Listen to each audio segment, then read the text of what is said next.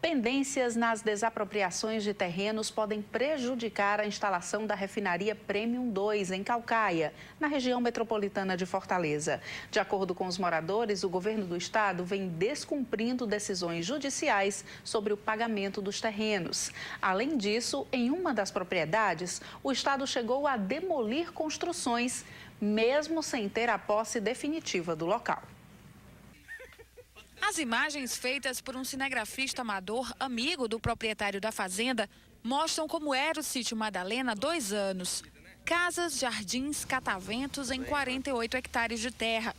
Hoje os escombros contam a história de uma indefinição que parece não ter data para terminar e que compromete um dos mais importantes projetos estruturantes do Ceará, a bilionária refinaria Premium 2.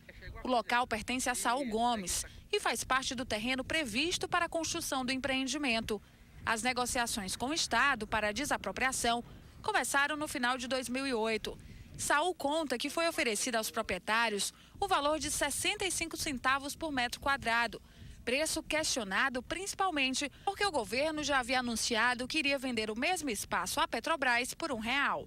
Nós achamos ínfimo o valor diante dos preços praticados no mercado, recorremos ao Ministério Público e conseguimos uma audiência pública no dia 12 de agosto, audiência presidida pelo promotor de justiça Ricardo Rocha, que de posse de documentos comprobatórios dos valores reais e atuais naquele momento, que era um valor de avaliação da minha propriedade, onde a Secretaria de Finanças de Caucaia avaliou em 2,5 vezes o valor para efeito de venda, o valor da propriedade, e também de um cheque administrativo emitido pela Petrobras quando da compra de uma área de 8 hectares daqui da vizinha ao valor de R$ 3,70 o metro quadrado. Depois da audiência das 88 famílias envolvidas no processo de desapropriação, apenas 12 mantiveram a determinação de não aceitar os valores propostos pelo Estado.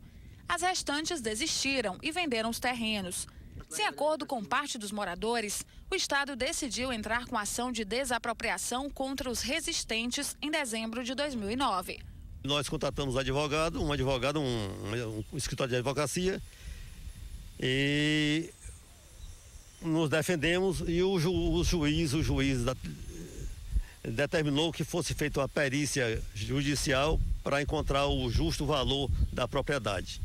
O Estado, descontente com o valor, discordou, impugnou essa perícia, que equivalia a 4,2 vezes o valor proposto pelo governo. Nesse período, a Justiça concedeu a emissão temporária de posse ao governo, autorizando que fossem feitos no terreno os primeiros estudos e levantamentos topográficos e geológicos para a prospecção da obra. Ao mesmo tempo, foi dado prazo ao Estado para depósito do valor determinado pelas últimas perícias judiciais, que já chegava a quase 8 vezes mais do que o oferecido inicialmente. Com a perda do caso em primeira instância, o Estado apelou em segunda instância para não pagar o montante, mas perdeu também. Apelou ainda para o Superior Tribunal de Justiça e até para o Supremo Tribunal Federal, mas também não obteve sentença favorável. Com as sucessivas derrotas, foi estipulado um novo prazo de 1 mês, a partir de novembro do ano passado, para a entrega do dinheiro ao proprietário. 49 dias depois do último prazo dado pela Justiça para o depósito, o Estado ainda não havia cumprido a decisão. Por isso, no dia 18 de janeiro deste ano, a Justiça de Caucaia sentenciou o abandono de causa por parte do Estado e também determinou a reintegração de posse do terreno ao proprietário. O problema é que, quando voltou para as mãos do seu Saul, o lugar já não tinha a mesma cara. Casas e edificações haviam sido destruídas.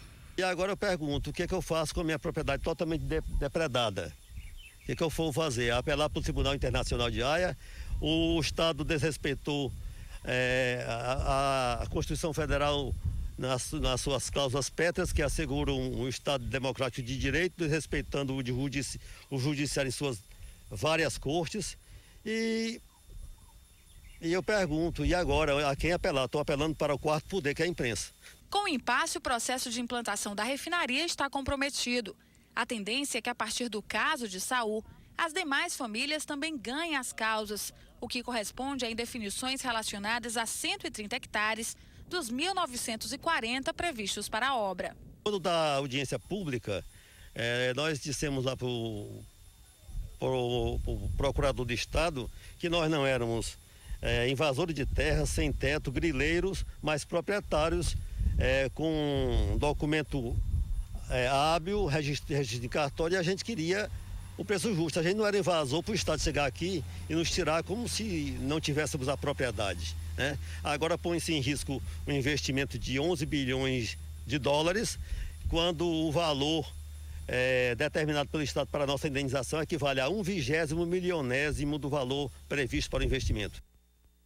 No próximo bloco, segunda etapa do Festival Nacional de Teatro de Rua reúne artistas de todo o país em Aracati. E ainda, estudantes